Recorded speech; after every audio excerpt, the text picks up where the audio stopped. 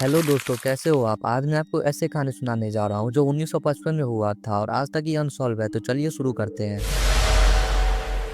21 अगस्त 1955 Kentucky के केली नाम के एक छोटे से गांव में एक परिवार अपने फार्म हाउस में था। घर में टोटल 11 लोग थे। इन्हीं में से एक था बिली रे टेलर, जो उस रात थोड़ा पानी भरने के लिए बाहर गया था। आसमान जो है दाग था, खामोशी थी। तभी उसने एक सिल्वर सर्कुलर ऑब्जेक्ट को आसमान में गिरते हुए देखा, जैसे कोई मेटल का यूएफओ जमीन की तरफ आ रहा हो। ये सब देखकर बिली जो है भागते हुए घर के अंदर गया और सबको बताया, पर फैमिली ने उसकी बातों को हंसी में उड़ा दिया। उसकी फैमिली बोली कोई स्टार होगा या कोई इल्यूजन होगा, पर बिली के चेहरे की हालत बता रही थी कि उसने कोई नॉर्मल चीज नहीं देखी। फिर कुछ देर बाद लकी सुटन, जो फैमिली का दूसरा मेंबर था, उसने घर के बाहर से अजीब सी आवाजें सुनी। आवाज ऐसी थी जैसे कोई धीरे धीरे चल रहा हो, पर अजीब बात ये थी कि वो आवाज किसी इंसान या जानवर की नहीं थी। और फिर लकी और बिली दोनों ने सर्दन उठाई और बाहर गए। फिर उसके बाद उन दोनों ने जो वहाँ देखा वो उनका दिमाग हिला देने वाला था। एक 3 फुट का ग्लोइंग क्रिएचर उनकी तरफ देख रहा था। उसके बड़े बड़े पॉइंटी ईयर्स, बड़ी गोल गोल शाइनिंग आईज और लंबी पतली मेटालिक फिंगर, जैसे वो किसी दूसरी दुनिया का हो। और फिर बिली ने बिना सोचे समझे उस पर गोली चला दी। क्रिएचर जो है पीछे गिरा, पर तुरंत उठकर एक वाइड ग्लाइड टाइप मूवमेंट में भाग गया, जैसे ग्रेविटी का उस पर कोई इफेक्ट ही नहीं हो। और फिर दूसरा क्रिएचर घर की छत पे आ गया और किसी की शैडो विंडो पे नजर आ रही थी। कोई बैक डोर से झांक रहा था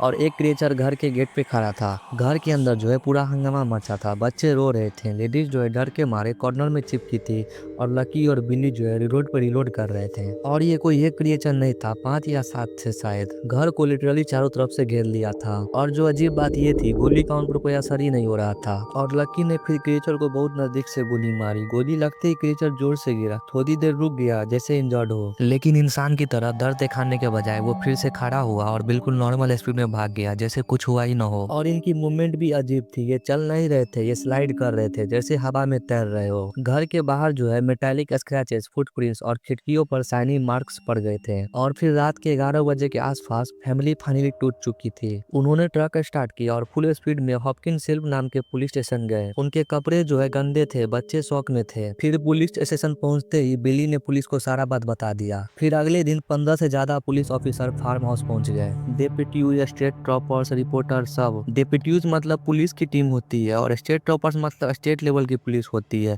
उन्होंने घर का इंस्पेक्शन किया तो विंडो पर मेटेलिक स्क्रैचेस मिली और ग्राउंड पर छोटे ग्लोइंग फुटप्रिंट्स मिले और बैक एरिया में silver lag residue, fresh bullet holes मिले।